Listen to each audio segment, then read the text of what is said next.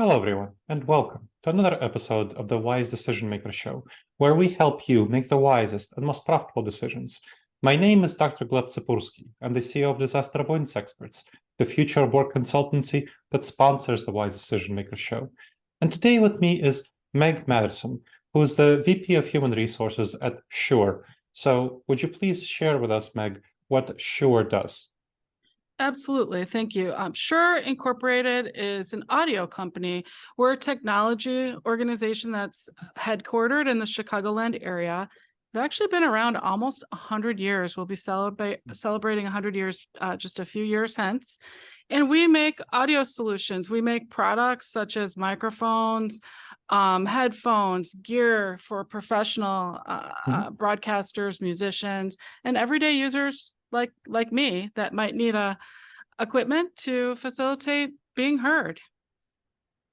And so I helped something like 23 companies transition to hybrid work right now, figuring by this time. And one of the big challenges that they're experiencing is hybrid meetings, how to have effective meetings where some people are coming in virtually and some people are in the room. And of course, your company works on this a lot, both when providing services for this and internally. So can you reflect on what you found to be best practices for effective hybrid meetings, both within your internal meetings and from what you're seeing with clients? Yeah, they're very intertwined. So I think it's a very astute question. First of all, we focus very heavily on meeting equity. And what we mean by that is we have associates, which is what we call our employees. We have employees not only throughout the nation, but all over the world. And for us to be fully successful as an organization, we need to make sure that they're all fully contributory, that they're all participating, and that they have a way to not only have a seat at the table, but importantly, a voice at the table. So making sure that we set up virtual experiences in a way that facilitates that equity, that meeting equity, I think is just absolutely critical. And sometimes I think our quick shift to the hybrid world has actually created a lot of democratization in terms of access, right? Because, for example, if I happen to be seated here in my corporate headquarters, I can run into someone in the break room or in the elevator, but I don't have that same experience with my colleague in China or Berlin. So when you have a hybrid meeting and a hybrid experience, you're able to really democratize that. And it's really important, I believe, that companies tune into that and ensure that the technology matches the need so that you can lift up all these voices and that you can give a consistent experience to your people across the world.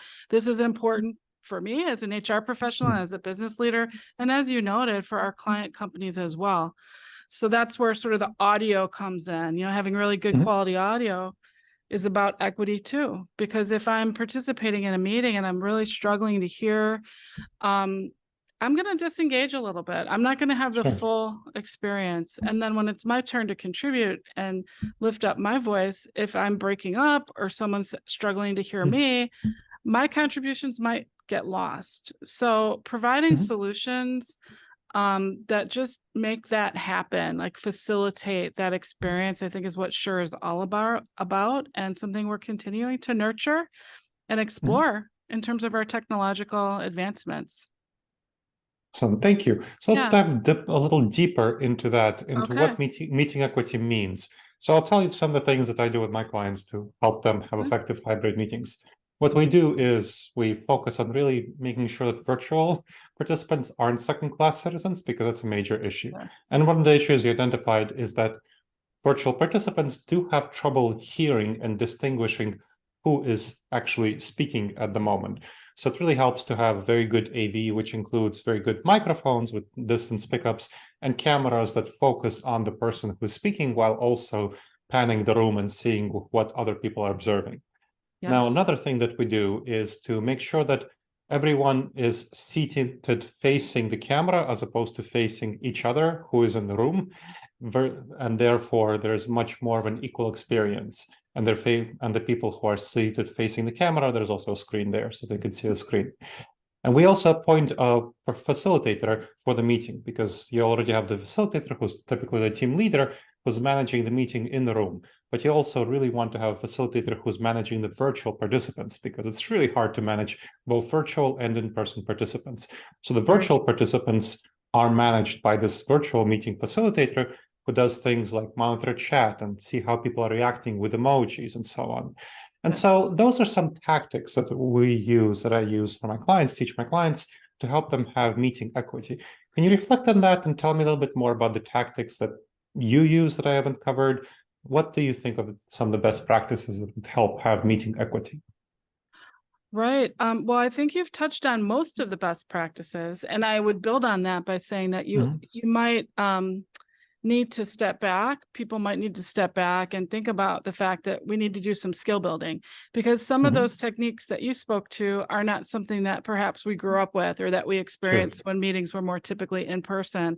So we've done that at Shure. We've done a lot of management training around how to embrace a remote workforce and how to kind of shift your thinking around managing to results. But I think with that comes the skill that you've described around how do you make sure that you're set up for success.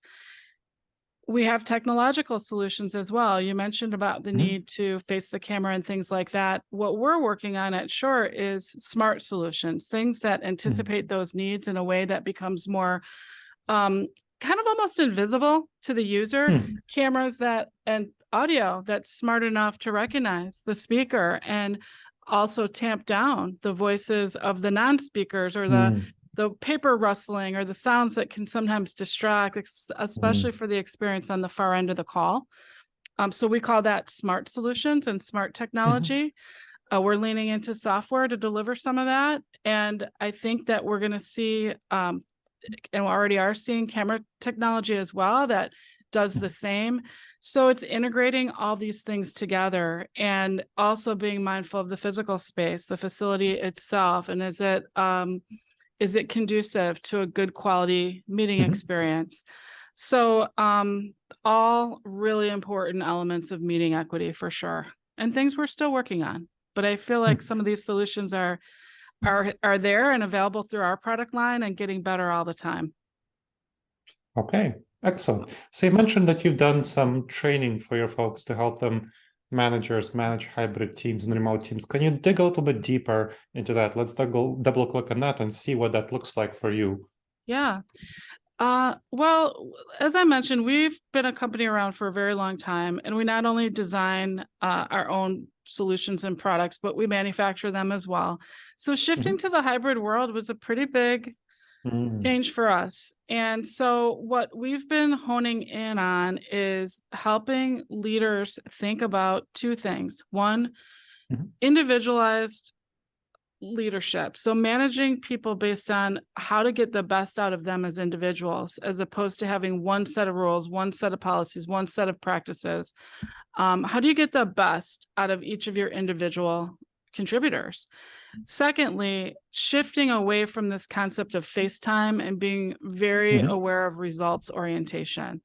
It no longer should matter, at least in the professional workforce, it shouldn't really matter too much where you're getting your work done, or even to some extent when you're getting that work done. It's really about what you deliver and what you're bringing forward in terms of contribution.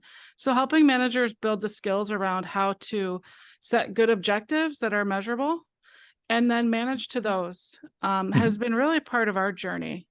And I think it is paying off.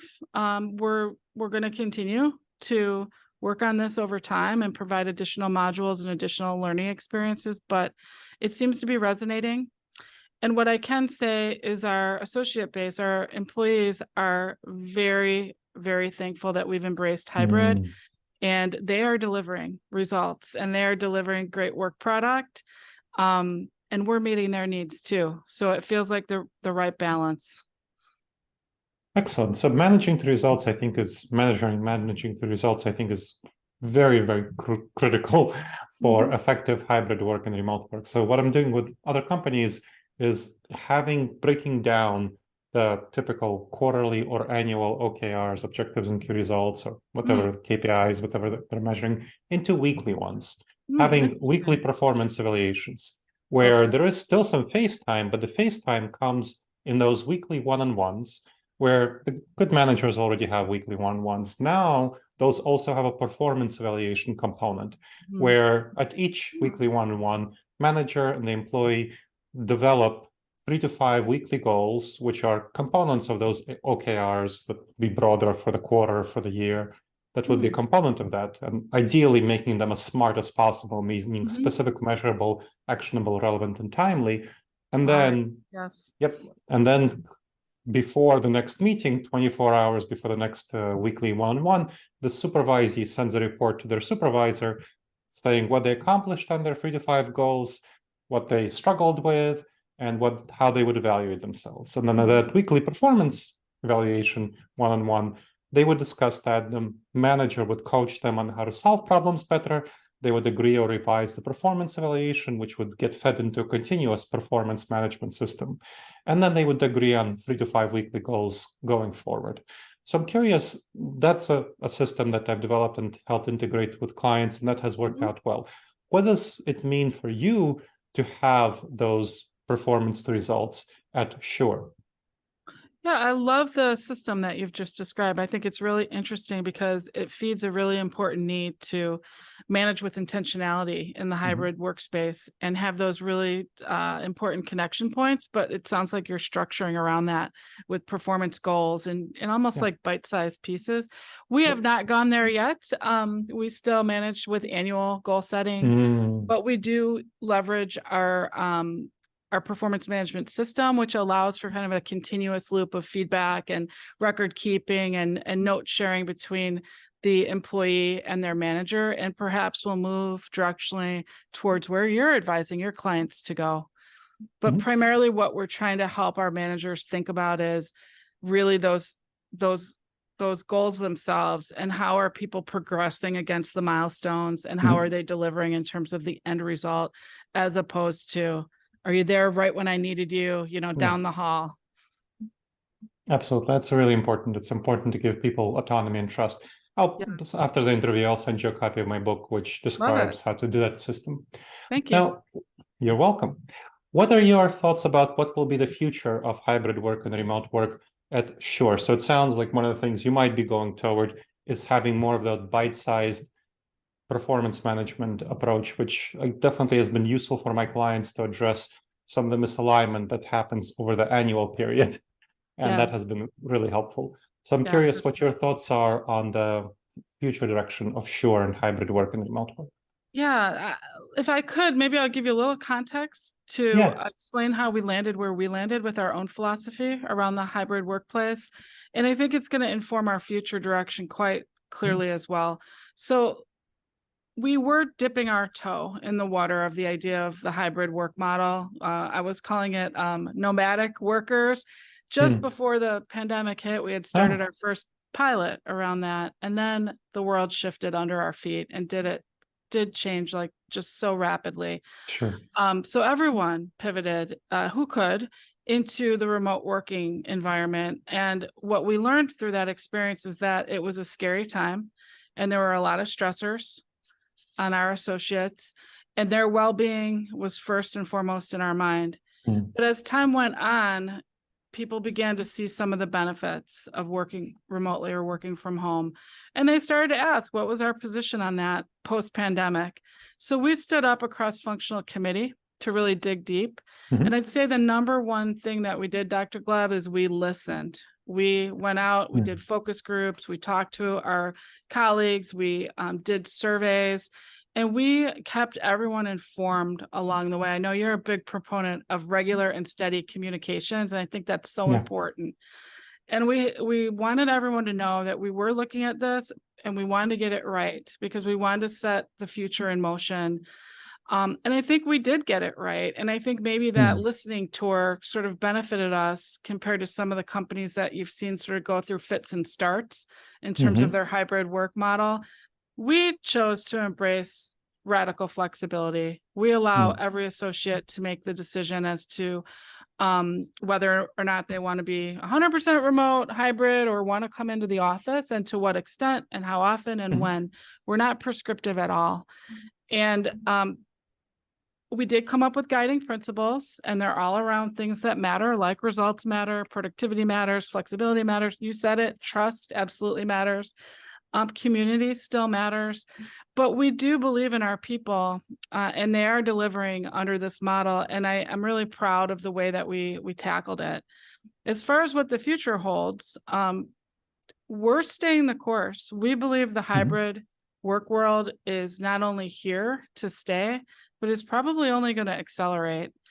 And so what we're doing is continuing as a committee and as a team to revisit what we've put in motion, make sure it's still working, don't rest on our laurels, keep the conversation going, evolve, refine. But I think that we need to just, feed the spirit of what the hybrid work model provides to our people. And through that, to the business outcomes. The business results are what matter. And I think there's a very important connectivity and correlation between being heard and feeling supported and being treated in terms of the whole well-being of the person, and then the business results that are yielded from those colleagues. I think that's really valuable that we're ending with the point of business results. That's where it's all coming from, the customer service, client success, and business results. Excellent. Well, thank you very much for sharing your expertise. It was very helpful. Oh, my pleasure. Thank you for having me. And thank you to the audience for checking out another episode of the Wise Decision Maker Show. Please make sure to subscribe to the show wherever you check this out, and please leave a review. It really helps others discover the show, and it helps us improve the show. All right, everyone. I look forward to seeing you in the next episode of the Wise Decision Maker Show. In the meantime, the wisest and most profitable decisions to you, my friends.